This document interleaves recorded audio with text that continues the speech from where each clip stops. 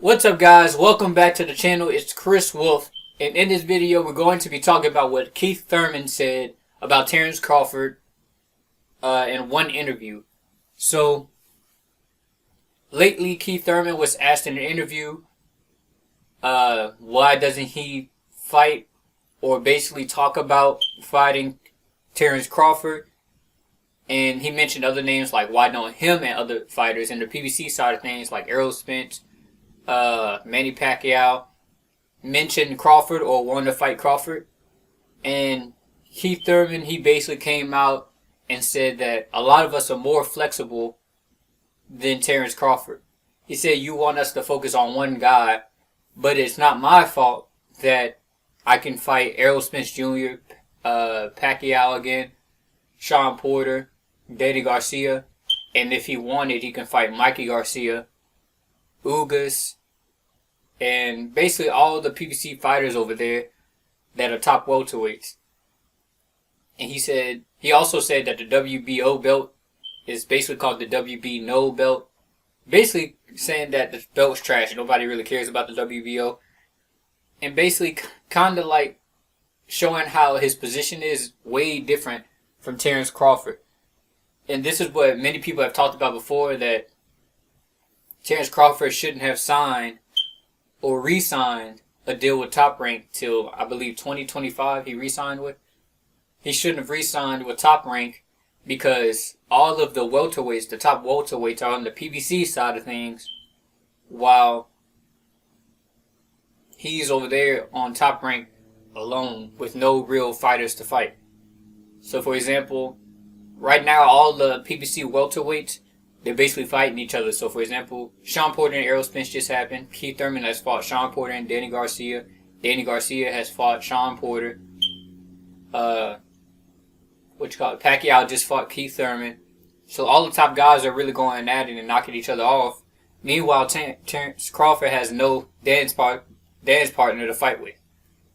You know, there's been talks about him moving up to 154 to fight Patrick Teixeira. I don't know how you say his last name. But he started by moving up to 154, and then I believe that at one point Eddie Hearn talked about how Terence Crawford asked, can he get the winner of Mikey Garcia and Jesse Vargas whenever that fight happens. So Terence Crawford, he's basically out there stuck alone. He has nobody to fight.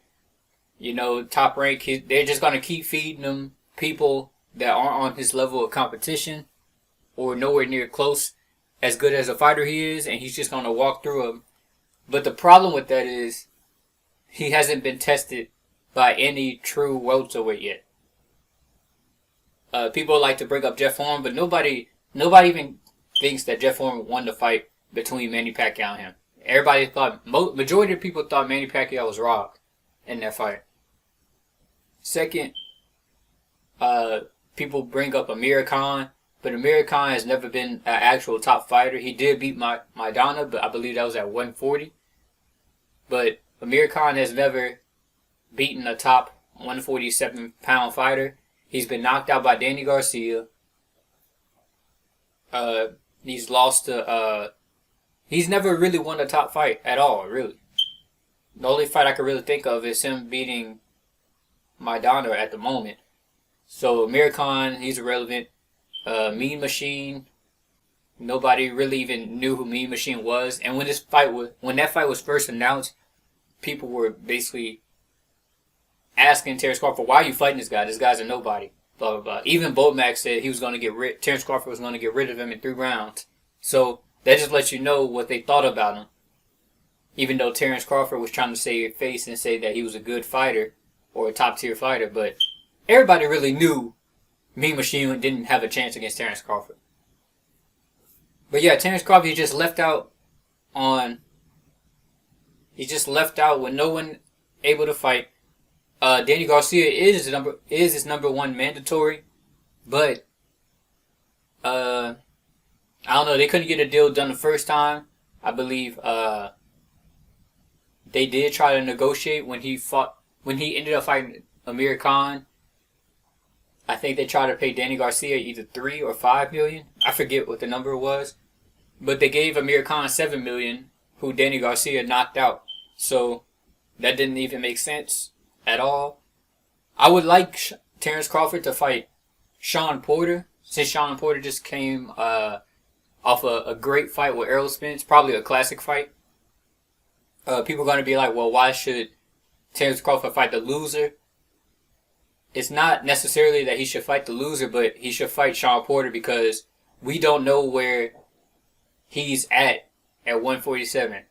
Because those guys at 140 are nowhere near as talented or obviously as strong as the top guys at 147. So, if he fought Shawn Porter, for example, if he fought Shawn Porter and he beat him in more impressive fashion than Errol Spence, it would bring even more interest to the fight because people could say Terence Crawford beat Shawn Porter way better than Errol Spence did when Errol Spence went in a dogfight with Shawn Porter. It just gives him some leverage in a sense, but it actually gives us like a chance to see where he's at. But obviously, Terence Crawford don't want to fight. Kenny Porter has came out and said they want to fight. I don't know if Shawn said anything yet, but everybody knows Kenny Porter talks for Shawn Porter.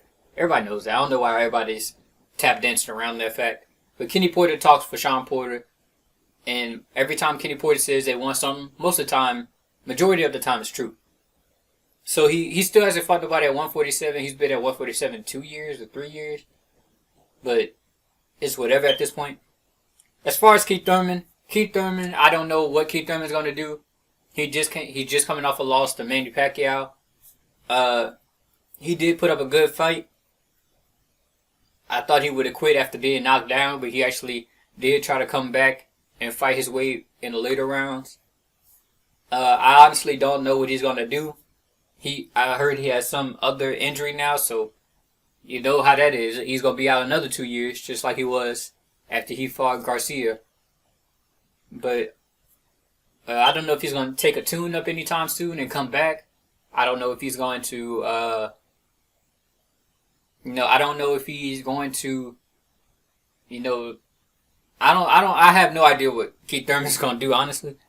This guy, he gets hurt. He's too fragile. He gets hurt and then takes off a year or two and then comes back and fights a tune-up. So, I don't know. Hopefully he gets in the mix. I know he's probably never going to fight Errol Spence Jr., which was a fight literally all fans wanted when Errol Spence Jr. was the prospect on the rise and he was calling out Keith Thurman, Shawn Porter, them. I would still like to see that fight, but I know Keith Thurman's not going to get in the ring with Errol Spence Jr. Because he's just fragile. And so I would love to see Keith Thurman come back, but I think Keith Thurman's comfortable after losing to Pacquiao because he does have the job as an analysis, since he does have an amazing IQ when talking about boxing. But I don't think he's coming back anytime soon. If he does come back anytime soon, that would surprise the hell out of me. But that's basically what Keith Thurman said. He said a lot of us are more flexible than Crawford. It's not my fault. I can fight Errol Spence, Manny Pacquiao, Shawn Porter, Danny Garcia, Ugas, Mikey Garcia, and other top fighters at 147 that's on the PBC side of things. So Terence Crawford once again is left out in the dust by himself because, he has no one to fight over there. But that's basically it for this video. I hope you guys enjoyed it. Please like, share, and subscribe to the channel. It would mean a ton. Also turn on post notifications if you want more content like this. But that's it for this video, and I'll see you guys in the next one.